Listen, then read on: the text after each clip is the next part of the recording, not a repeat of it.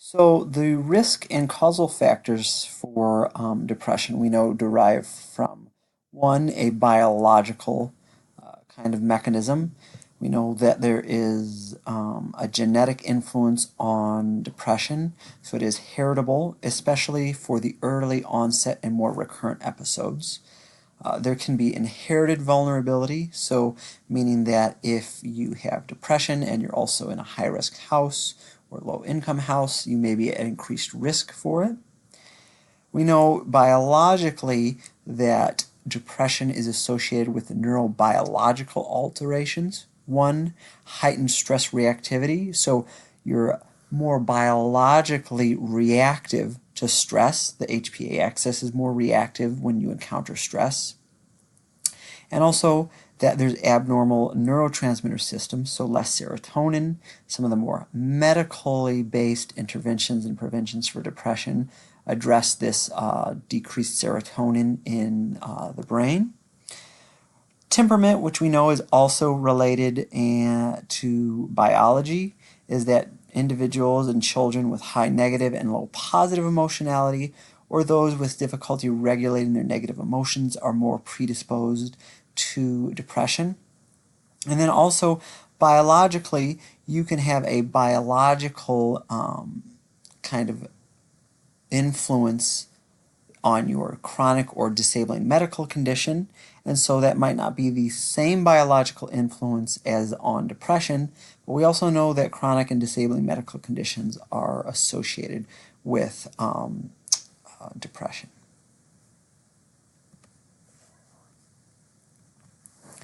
Psychologically, there's also a psychological risk for depression. Children with depression have an attentional bias towards negative stimuli, meaning that they pay more attention to negative things in their environment. They attend to them longer. They also have that depressogenic cognitions, so those negative thought patterns. They feel worthless, helpless, and hopeless more often.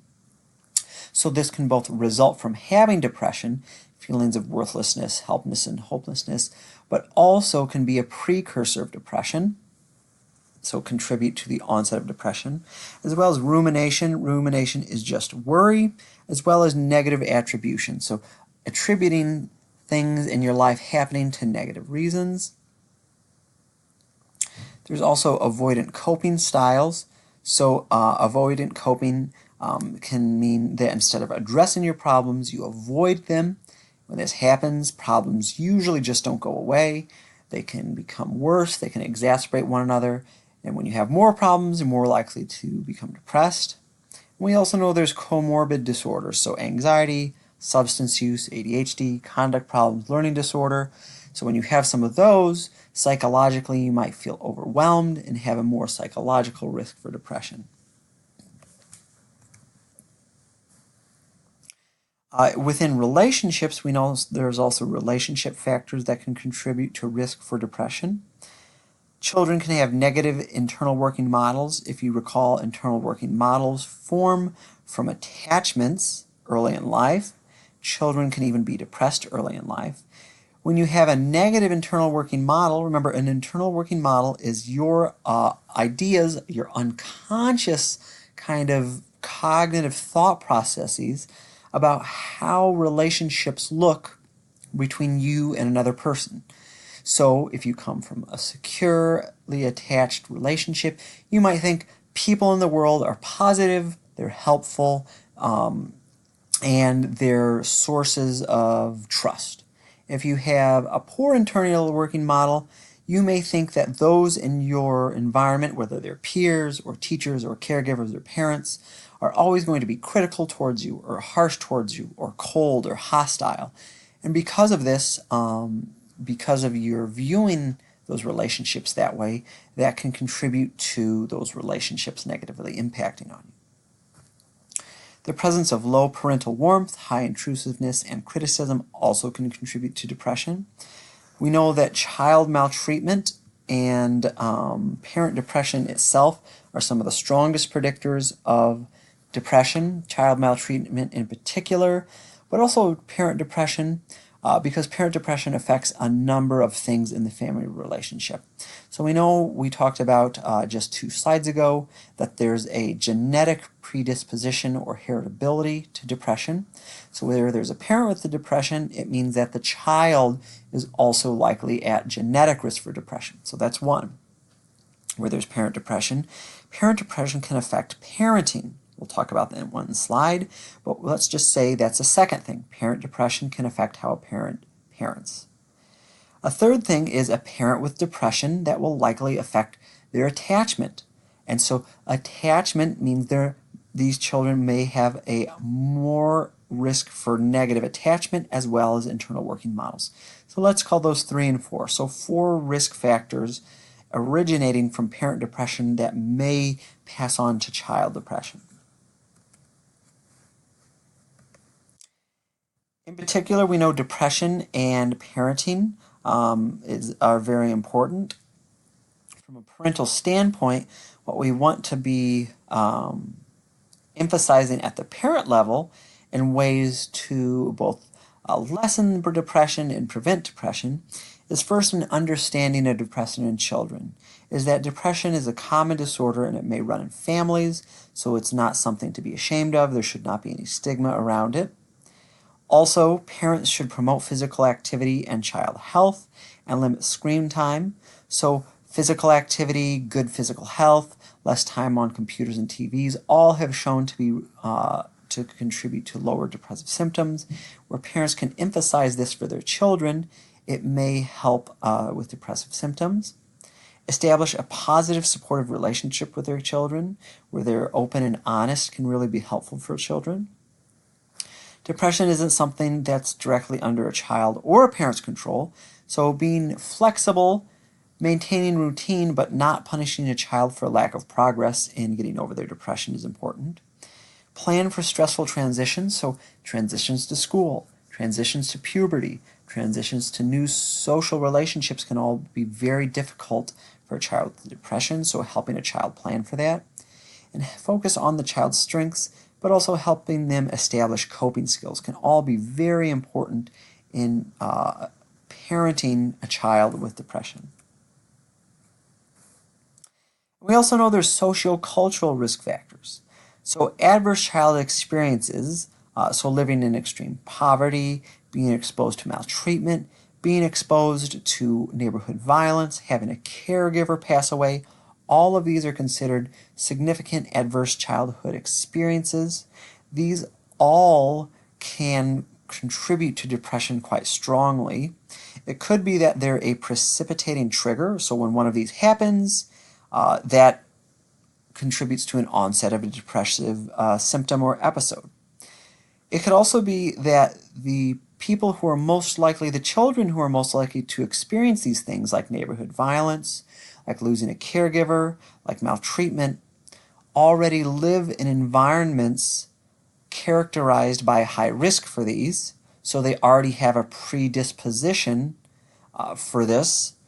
So the question is whether these children actually, whether it's causal, like an adverse childhood experience causes the onset of depression, or whether these children just have so many risk factors as well that just one more thing happening to them is just the straw that broke the camel's back, leading to this depression. So it could be just an accumulation of a number of risk factors. Cognitive behavioral therapy, CBT, you might have heard of it, is the most successful therapeutic intervention or therapy for depression. What cognitive behavioral therapy does, just briefly, is that oftentimes people with emotional disturbances, whether it's anxiety, depression, obsessive compulsive disorder, or other things, they have these negative thoughts and feelings. And so in CBT, what they need to do is monitor for these negative thoughts and feelings. Now that's tricky, right? Thoughts kind of pop into our head randomly, and we're teaching children to monitor for one of those. When a negative thought or feeling pops into a child's head, such as I feel worthless or I don't feel good about myself, they need to monitor that and they need to catch it, basically. And they need to evaluate it and say, well, why do I feel like I have low self-worth or low self-esteem? Really evaluate it, challenge it, and modify it. They need to change it. Each time they catch one of those bad thoughts, they change it. They change it to say, well, I actually am a pretty good person. I'm good at school. I have friends. My parents love me. So I'm actually a good person. So when they catch that thought, they change it. And through the changing of these, they then feel better and they enact or behave in a different way. And so CBT is this think, feel, do loop. First, they think, they change their thought patterns, they feel better about themselves through these changing, and then they act better as well. They can use self-regulation strategies to do that and develop interpersonal problem-solving skills. So at the end of the day, what CBT does is it substitutes more realistic and positive thoughts for these negative thought patterns that arise because of depression. Other therapeutic interventions, I'm sure some of you have heard of medication or SSRIs, which are selective serotonin reuptake inhibitors. What they do is serotonin, and we know low serotonin in the brain is associated with depression. We don't know if it's low serotonin causes depression, or once you have depression, it leads to low serotonin. But basically we know where there's low serotonin, there's greater risk for depression. What these SSRIs do is they cause the serotonin to hang around longer in the brain and not be kind of taken up after it's released. And so there is evidence that those SSRIs are effective, but they can have side effects. They can make people feel differently, alter their thought patterns themselves, their eating patterns, their sleeping patterns. So especially in children, it's important to monitor their behavior once kind of starting SSRIs. And there's multiple different types of these medications, so finding the right one is also can be a challenge. So most often SSRIs are used in conjunction with therapy. Again, SSRIs can be important and medication can be important as a first-line defense in helping with depressive symptoms to then help establish long-term CBT outcomes and thought patterns, changing those thought patterns to more behavioral methods. So there's both CBT, which is the most effective, but another is behavioral therapy or activation. Activation is motivation through doing, so just forcing a person to confront their fears, going to school, interacting with people, going to events that make you more social has shown to be have some evidence that it's effective. So just forcing yourself to get out there as a child can help address depression. There's also interpersonal therapy where psychodynamics or behavioral relationships are key, and also parent-child therapy and family therapy. Broadly, using a little bit of each of these is probably going to be collectively the most effective for children. Just as a brief note, bipolar disorder, which is different but involves some of the same symptoms and depressive elements as depression. So it's related to depression. We'll just talk about briefly. So bipolar disorder is alternating between periods of depression, so you have those depressive episodes, but also manic episodes, or episodes where there's very euphoric feelings and feeling on top of the world and feeling just very exuberant. And so bipolar disorder can be type 1, which is very severe, where you have manic episodes but with or without depression, so very strong manic episodes.